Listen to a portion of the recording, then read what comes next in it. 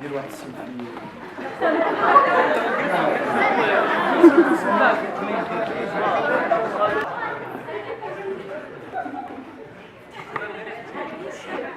من بغدا كنعتبر انها شحال هذه كانوا عندنا الناس الصنايعيه ما يمكنلوش باش تستعمر الحرفه وتستعمر الصنعه، خصو دائما يكون عنده واحد الدري صغير اللي كيكبروا عليه يديه باش هو غيكونوا هكذا. الصناعه التقليديه ديال تطورات عبر العصور اللي الان الحمد لله يشهد لنا في الميدان. كذلك حنا في حاجه اننا دابور نوصلوا هذاك الشيء اللي تعلمناه نوصلوه للشباب، واخص اليوم امام الاحباط مجموعه المشاكل كيشعروا بها الشباب اننا نعطيهم امثله ايجابيه ونقولوا لهم كل شيء مستحيل، فقط كلمه السر انك انت خصك تكون عارف شنو باغي. باش كي قلنا باش لا خرج شي نهار الجن وطلب لك شبيك لبيك كل شيء بين يديك، غير قول لي شنو بغيتي، خصك تكون انت دابور عارف شنو بغيتي.